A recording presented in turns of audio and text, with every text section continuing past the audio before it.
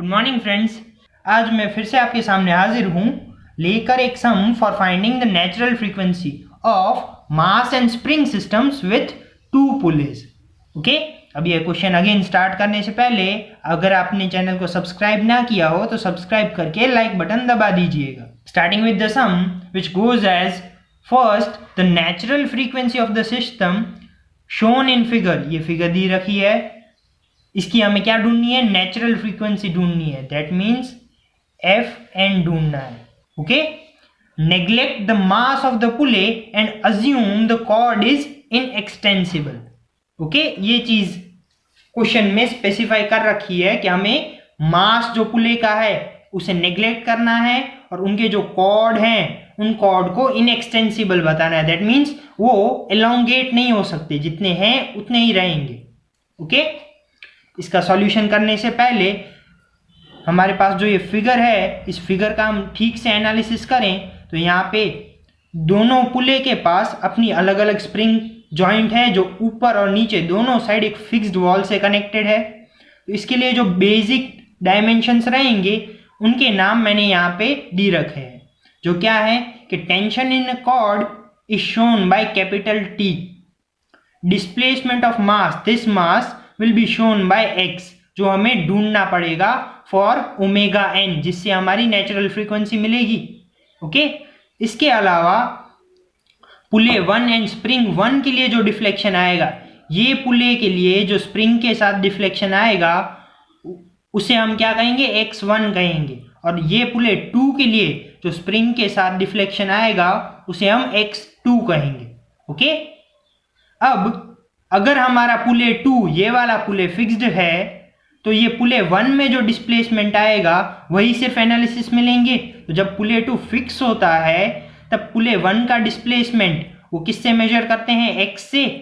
Okay, तो वो कितना होगा? 2x1 जितना होगा, क्योंकि मास यहाँ से डाउनवर्ड डायरेक्शन में जाएगा तो यहाँ से भी ये डाउनवर्ड फोर्स लगेगा और यहाँ पे ये फिक्स्ड है इसलिए ये भी टेंशन में आएगा, ऊपर से स्प्रिंग एलोंगेट होगी। सिमिलरली इफ पुले 1 फिक्स्ड है तो डिस्प्लेसमेंट कितना होगा? x2 का डिस्प्लेसमेंट 2x2 जितना होगा।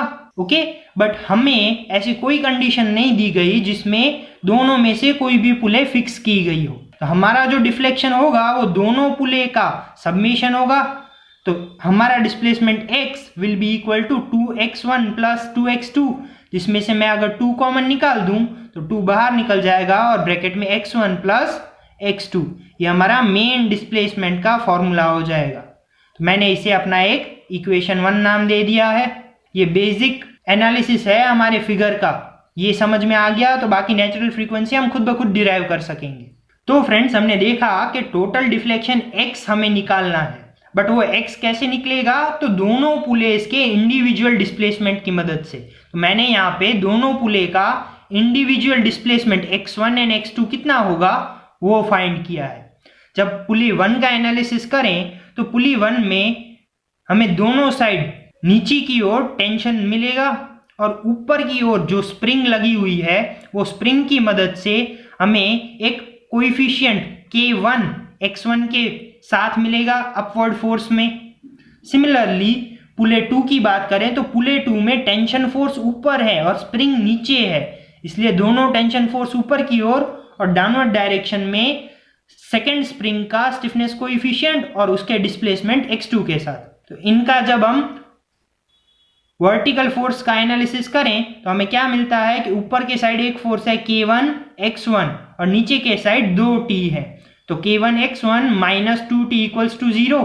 तो 2t को जब मैं दूसरे साइड ले आऊं तब K1 x1 is equals to 2t मिलेगा और x1 की वैल्यू क्या हो जाएगी? K1 यहाँ नीचे आ जाएगा तो क्या हो जाएगा? x1 equals to 2t upon K1। ये सेम चीज यहाँ पे होगी। तो यहाँ पे डिफरेंस क्या है कि जो दो टेंशन है वो अपवर्ड लग रहे हैं और जो स्प्रिंग के कारण जो फोर्स लगेगा वो डाउनवर्ड लगेगा। तो दोनों ऑपोजिट होने के कारण K2 x2 माइनस 2t2 इसमें भी कर सकते हैं और इसका डिफ्लेक्शन x2 कितना मिल जाएगा? 2t अपॉन K2 जितना। ओके, अब हमारी ये दोनों x1 x2 की वैल्यूज हमारे मेन इक्वेशन जो हमने पहला ढूंढा था 1 उसमें पुट करें तो वो क्या था? x इक्वल्स टू 2 ब्रैकेट में x1 प्लस x2। अब x1 की वैल्यू क्या मिली है 2t upon k1 plus x2 की वैल्यू 2t अपॉन k2, जिसमें हम अगेन न्यूमरेटर में से 2t कॉमन निकाल लें तो इस 2 के साथ मल्टीप्लाई होकर ये 4t हो जाएगा। और ब्रैकेट में 1 upon k1 and plus 1 upon k2 वो बच जाएंगे। ओके, और इन दोनों का एडिशन करने के लिए हमें क्या क्रॉस मल्टीप्लिकेशन करना पड़ेगा डिनोमिनेटर सेम करने के लिए।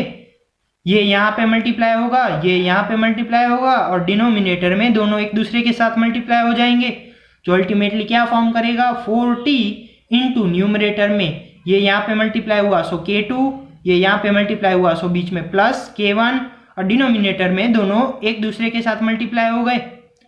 तो अल्टीमेटली हमारे डिस्प्लेसमेंट x की वैल्यू क्या मिली 4t into k2 plus k1 divide by k1 into k2।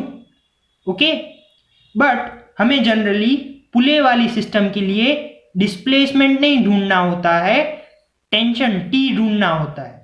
Okay, तो टेंशन का फॉर्मूला हम बनाए तो टेंशन का फॉर्मूला क्या बन जाएगा, ये डिनोमिनेटर में चला जाएगा और ये बाकी सारी चीजें रेसिप्रोकल हो जाएंगी। तो 4 डिनोमिनेटर में चला गया यहाँ पे k2 प्लस k1 के पास और k1 इंटू k2 वो न्यूमरेटर में आ गया, इंटू ये जो x था वो मल्टीप्लीकेशन में आ गया। हमें टेंशन का एक फॉर्मूला मिल गया। अब देखिए ये टेंशन का फॉर्मूला यूज कहाँ होगा, तो जब हम हमारी ये सिस्टम पे अगेन डीएलेम्बर्ट्स प्रिंसिपल या इक्विलिब्रियम मेथड यूज करें, जो क्या कहेगा summation of inertia force and external force equals to 0। Okay, तो फोर्सेस क्या लगते हैं, एक तो एक्सेलरेशन फोर्स लगता है, उसके अलावा दोनों साइड पे स्प्रिंग्स हैं, इसलिए दोनों side plus tension force equals to 0। ये हमारा मेन इक्वेशन बन जाएगा for the analysis of the system, जिसमें t की वैल्यू जो हमने यहाँ पे निकाली थी वो हम पुट कर सकते हैं। वो अगर पुट करें तो हमारा इक्वेशन सिंपल हार्मोनिक मोशन के इक्वेशन से कंपेयर कराने के लिए हमें x2 को यहाँ पे इंडिविजुअल रखना पड़ेगा। ओके, अबे x डबल डॉट को यहाँ पे इंडिविजुअल रखना हो तो मास यहाँ पे नीचे डिवीजन में आ गया, तो x double dot plus bracket में k1 into k2 upon 4 into m into the bracket of k2 plus k1 और पूरे ब्रैकेट के बाहर x is equals to 0।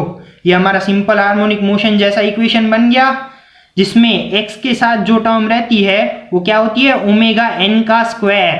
Okay, तो ओमेगा n कैसे निकलेगा, इस पूरी टर्म को अंडर रूट में डालने से। तो यहाँ पे मैंने ओमेगा n का फॉर्मूला लिखा है जो क्या है under root of k1 into k2 upon 4m into the bracket of k2 plus k1। और ये ओमेगा n है, इसलिए किस में निकलेगा रेडियन पर सेकेंड में। जबकि हमें नेचुरल फ्रीक्वेंसी निकालनी हो तो fn का फॉर्मूला क्या रहता है ओमेगा n अपॉन 2 पाई। तो 1 अपॉन 2 पाई इंटू ये ओमेगा n था वो पूरा मल्टीप्लाई कर देंगे under root of k1 into k2 upon 4m into the bracket of k2 plus k1। और ये हमारी नेचुरल फ्रीक्वेंसी का फॉर्मूला बन जाएगा। नेचुरल फ्रीक्वेंसी हम मेजर करते हैं हर्ट्ज में। अब क्वेश्चन में आपको सिर्फ 3 ही पैरामीटर्स दिए रहेंगे ये फाइंड करने के लिए, और बट ऑब्वियस है आप 3 पैरामीटर्स से फाइंड आउट कर सकते हो, एक मास और 2 स्प्रिंग के कोएफिशिएंट। ये 3 पैरामीटर्स दिए रहेंगे तो आपको नेचुरल फ्रीक्वेंसी निकालनी होगी, और अगर नेचुरल फ्रीक्वेंसी दी गई होगी तो मास फाइंड आउट करना होगा। ओके, आपको k1 k2 और मास या तो नेचुरल फ्रीक्वेंसी ये दोनों में से एक चीज दी रहेगी। ओके, सो ये हो गया हमारा नेचुरल फ्रीक्वेंसी का formula for mass and spring system with 2 पुलेस। That's all for the day. Thank you.